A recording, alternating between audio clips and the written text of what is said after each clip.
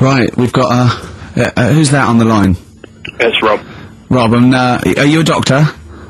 I'm a final year medical student. I'll be a doctor in 2 months, touch wood. That's close enough, isn't it? Yeah.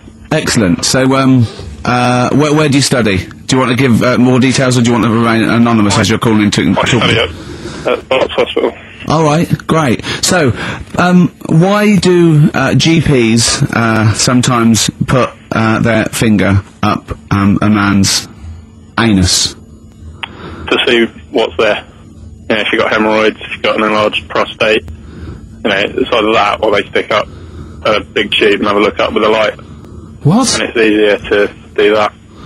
Now, are you, dumbing this down for us, or are you going to fail your medical exams by saying stick up a big tube with a light? I'm dumbing it down. Okay, come on then. We're all intelligent people here, and Karl. So you tell us what's that called?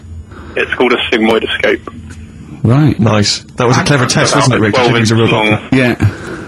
12-inch long tube that you can put up there. So, Karl, would you prefer that or a finger? Well, so do they sort of do the finger first, and then, I mean, at what point do they say, hang on, we need a light here? I mean... It's normally if there's something wrong. But, so if I go then, say if I go to this Wellman clinic, right, and they go, yeah, the art's good and that, yeah, finger, there you go, and then they go, hang on, I'm going to go and get me light and tube. I could start worrying then because they've sort of found something. Yeah, they're not likely to go straight in with the tube. They'll probably send you off some tests first. But Karl, there's nothing.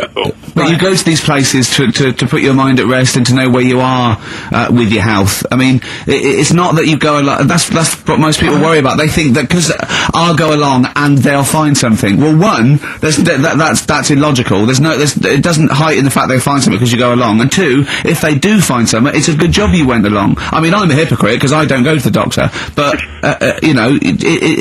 I've had that done. You should be concerned if, when they shine the little light in your ear, it comes out the other side of your ear. No. The other ear comes right out the other side. That's when you should be worried. But Rob, right, you said then, if they find something, they send me off for some tests. Why can't I just have the test without that and cut out the middleman? Do you know what I mean? Because you're wasting lots of money. There's hundreds of tests they could do, and they could do every test, and they could all come back with nothing, or they could do the finger up there and send you for the 3 tests you need to find out what's wrong with you. But in this day and age, with all the technology and that, and like brainy doctors and all that, the only way to find out is sticking a finger up there. What are you worried about, Karl? Is it fundamentally that this doctor who's has done 6 years medical training, is it embarrassing to have a man's finger up your arse? I just don't understand how you can get round to that without... But what don't you like? Is it fundamentally you don't like anything up your arse, or is it the fact that it's a man's finger up there? I don't like going to the doctors. It makes me nervous, because I think if anyone searches you long enough, they're going to find a fault with you, right? And especially if they're going that far into you. They're going to find something.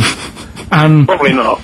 Well, you never... I just don't... I don't know how to get round to that sort of...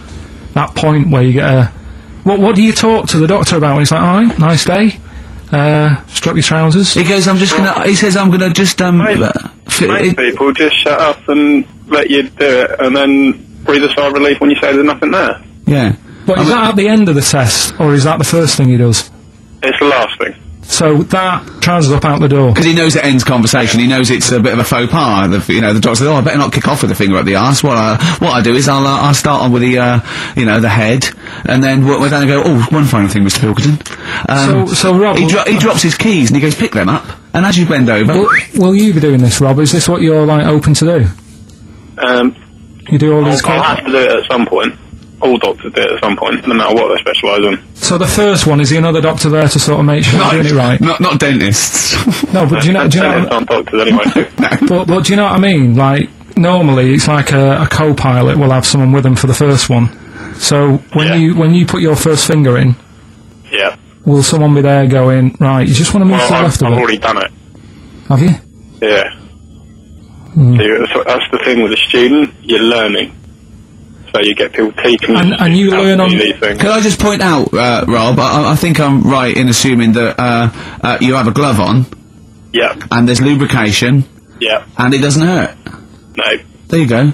What are you worried about, Karl? Who's this person who everyone's testing on in your class? It's not one person. One person. There's like, when a patient comes in and they've got a problem, your boss, the consultant, he does his finger up, and if he finds something, he goes to the patient, is it alright if the student has a feel as well? Then the student puts on a glove, puts the bleed on the glove, and sticks his finger up and sees what he comes out with. Rob, I wish you could see Karl's face.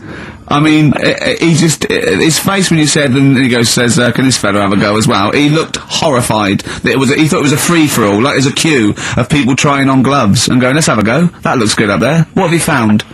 No, but I mean, how come you had to sort of... Is it not something you could test on yourself rather than waiting for other people to come in? Because then, you know... It's an awkward position to get to, really, isn't it? Well, but you can have a good rummage then without feeling too awkward, but to sort of have a go on your first patient when you don't really know what you're looking for anyway. Do you know what I mean? Never really thought about it. Because you don't... If you've never done it before... You pop your finger in there, and you've got to sort of look. You've got to have an expression on your face, like you know what you're finding. Well, they can't see what you look. They can't see your face. There. You got the big boss consultant man going. Now move your finger there, and you'll probably feel this because he's just done it. He knows what's there. Well, what? Oh, so he's already had a go. He's had a feel, and he's going right. If you feel to the right, that's the conglomerate or whatever. The conglomerate, His conglomerate is in perfect working order. I'm still... Thank you, Rob. I'm sorry you had to go through this. Karl is probably the worst patient you'll ever encounter in your medical career. Good luck with your finals, and thanks very much. And do you know any female doctors who do this? Or? Thank you. XFM 104.9. Thank you.